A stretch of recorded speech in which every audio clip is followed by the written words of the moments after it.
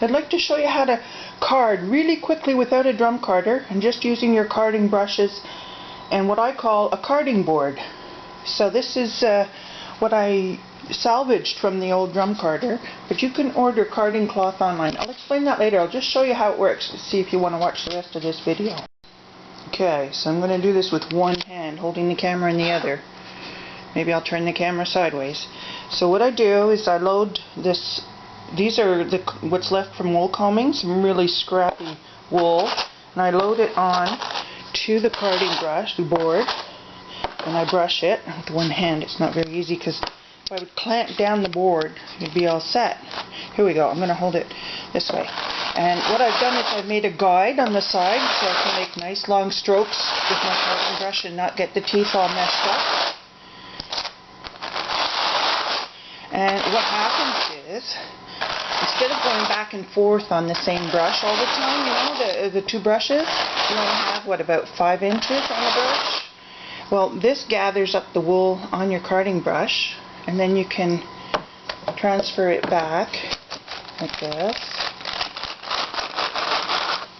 and brush it some more, and it actually comes out, it's a rough start. You can use this to open up the fleece before putting it through your really nice carder, you know, your drum carder.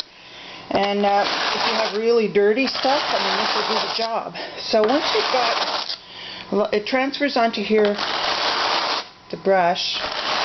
This brush is 72 teeth per inch, and this one is a little bit coarser because it's an old, this is actually leather underneath it. It dates back from the 40s from Manitoba, Canada, from a Madewell carder.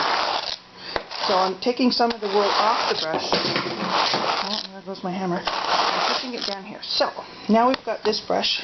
I'm going to put you down for a sec, see if this works. And then you do your regular carding maneuver, like this. I'm doing this in front of the camera. And there you have your first roll leg. So now you can just keep going. Anyways, you'll develop your own technique. And I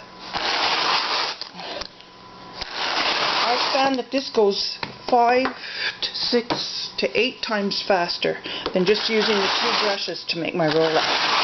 The back and forth, you don't need as much back and forth to get a nice roll-leg. So then I roll these two onto each other, make a roll-leg out of that. Now how to make this? It's quite simple.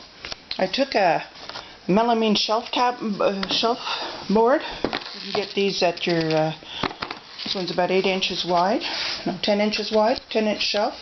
And then I took some molding for the floors, you know, a little piece. I cut them longer at each end, just in case, and it turned out well. And then I screwed them in with little screws. I've only got 3 screws holding that together, sideways, no glue, nothing, because I'm lazy. So I pre-drilled the holes. I made too many holes. You just drill it in there nice and straight as you can get it. Nice and long though, because you want them to fit, you know, all the way in there. So I pre-drilled all that, and then I screwed it in. These are screwed it in with as far as I could go with the drill, and then I used my hand drill to do that, the rest. You want to be able to guide your carding brush along the edge here and keep it perfectly straight for the nice long draw that you're doing on your brush. Now, there is a gap on your carding brush here that you need to keep your carding cloth away from the board so that it sort of matches up, the teeth match up there. So make sure you calculate that in there. And that works very well, keeps your drawings nice and straight. It's a guide. So then I took these brads. These are they're called brads, but if you have a stapling gun or you can see these are the old brads that came with the carding cloth, and these are the new ones. Now the new ones are longer. Got to be careful that they don't go right through your board and out the other side, which is why I'm using felt pads under mine. So make sure you got shorter brads than the shelf is thick. And what I did to do that is I took my hammer and I hammered them in holding with a pair of pliers. I hold each nail with a pair of pliers because they're too short. And then you hold them with a pair of pliers and you hammer it in. And then when you start hitting the top of the teeth, which is no fun, then you take a nail punch. So here's the nail punch. Get that at a store, it's always handy. And then you hold it real tight and you hammer the other end on top of the nail and you push it right in. Now you have to put a lot of nails in there because the carding cloth will actually lift off the board. So you have to go all around the edge with nails. You can see all the little nails there. And then you have to make rows going across inside your carding cloth. See, here's a row that goes across of nails here. I don't know if you can see the nails. And I bent some nails. And then you have to go on the inside too. So you may want to screw the sideboard on after you've got your carding cloth nailed down, because that'll give you more room to work if you don't have this board in the way.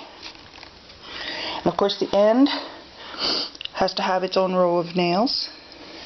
And the most important row though is the top row over here. That one needs a lot of nails. Otherwise you'll catch with your carding cloth, you'll catch this edge here. So this has worked really well for me. I just thought it was so neat I'd share it with you.